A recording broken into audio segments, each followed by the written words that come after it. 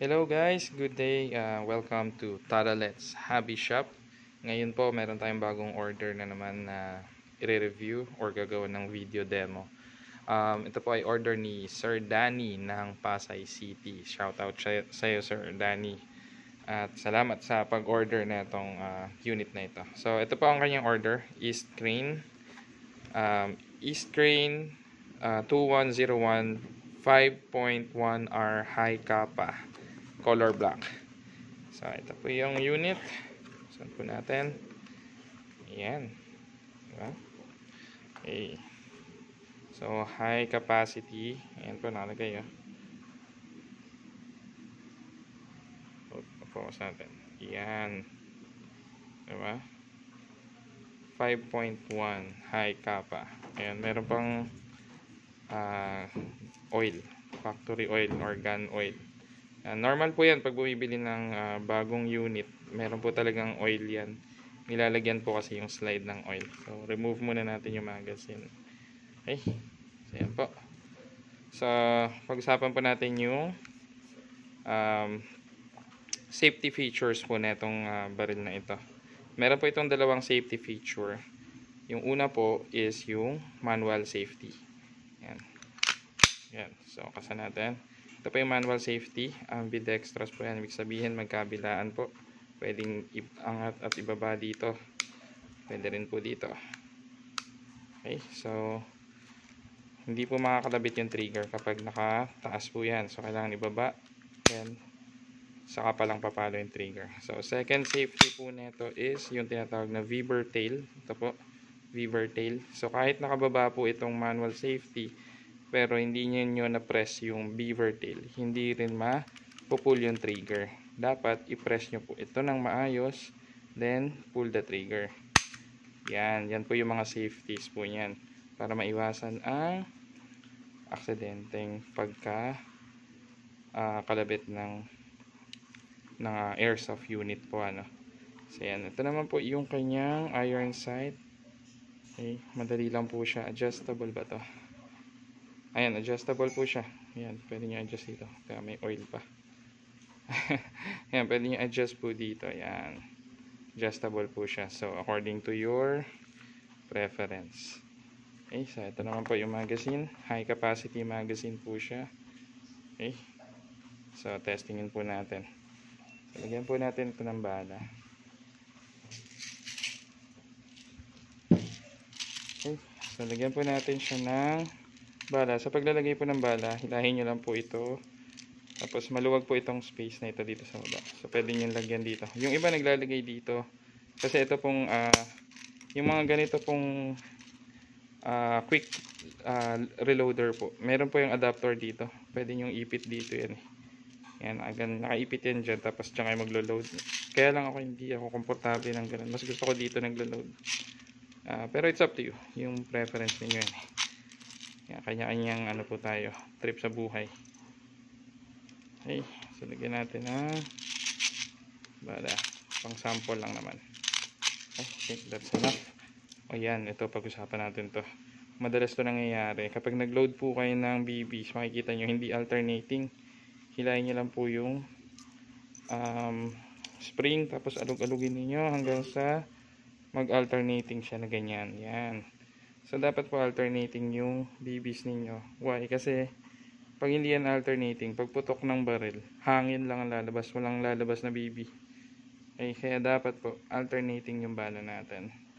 Okay, so lagyan naman po natin ng gas. Yan, ganito po ang ginagamit dyan. Standard power green gas. Okay, so this is for testing only. Okay, so paglalagay po ng gas, upside down po, nasa baba yung magazine, nasa taas yung gas. 3 to 5 seconds. Tamang tulak lang po, huwag pang gigila ng unit para hindi masira yung valve. Okay? So, lagyan po natin.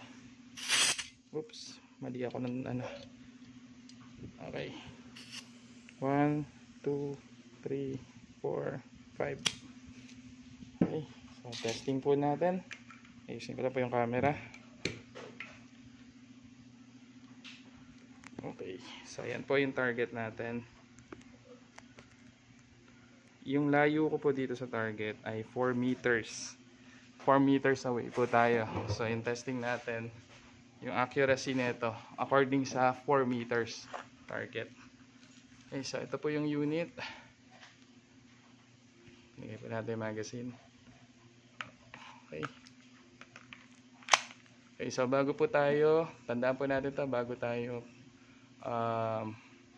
maglaro ng airsoft, safety reminder po, always finger trigger out, point the muzzle always on a safe direction, yun ang tatamaan. Kaya ako may kortina ako dyan.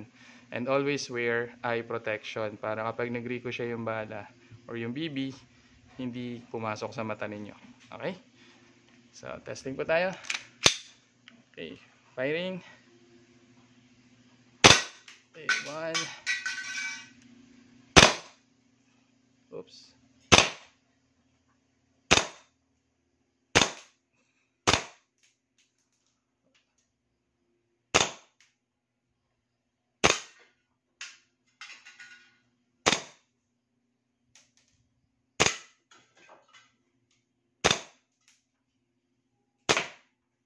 Oh, wala nang bala. Yan. So, ganyan po siya. Pag walang bala, open slide po yan. So, ang gagawin po natin, tanggalin yung magazine. Ito. Release the magazine. Hilahin nyo po yung slide ng kaunti. Tapos, tulungan nyo po itong slide lock, slide release. Teka. Hindi nakafocus yung camera. Yan. Ito yung camera. Hindi nakafocus yung camera natin. Okay. So, yan. Tulak nyo lang po yung itong slide. Tulungan nyo po yung slide lock, slide release. Then release. Pull the trigger. Para always hammer down. Relax yung hammer. Okay. So yan po. Meron pong nagtatanong bakit daw po kapag nag-lock na yung slide. Yan, nakalock yung slide. Bakit daw kailangan alalayan pa ng ganyan? Kung tutusin, pwede nga naman talaga kasi naka-design po talaga ang baril na ginaganto lang siya. Pero syempre, so since this is an airsoft gun, hindi po kasing tibay ng materialis po ng totoong baril ito. Although metal po yan, eventually po magkakaskasan kasi yung dalawang metal na yan. Tapos, hindi na siya gagana kasi nababawasan yung metal kakaskasan. Diba? So, para maingatan po natin yung unit natin para tumagal. Yan. Alalayan na lang natin. Okay. So, yun po. So, yan po ang unit ninyo. Of course, kapag bumibili po kayo sa Tara Let's Hobby Shop, lagi po yung may kasamang green gas. 1 bottle ng green gas. And 3,000 rounds ng 0.25 grams na plastic BBs. Yan. So, pagka binili nyo po yan sa Tara Let's Hobby Shop, kompleto na po. Malalaro nyo na po yan. So, kung gusto nyo pong umorder, sir, ng mga ganitong accessories, yung mga quick reloader, or goggles, holster, o kaya yung mga target shooting, check nyo lang po sa Facebook po ng Tara Let's Hobby Shop kung ano po yung mga accessories na meron tayo. Tapos, message nyo lang po ako para mapasabay ko na sa pag-deliver na ito. By the way, since Pasay City po ito, free delivery po tayo within Metro Manila. Good news po yan. So, kailangan nyo lang po mag-down payment ng 500 pesos para iwas lang po sa mga bogus bogus buyer.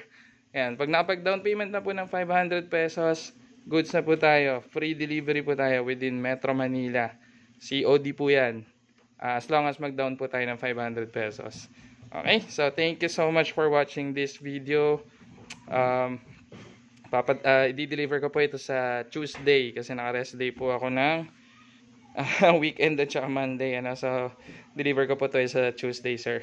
Okay, thank you so much and enjoy playing, safe playing airsoft, and God bless. Thank you.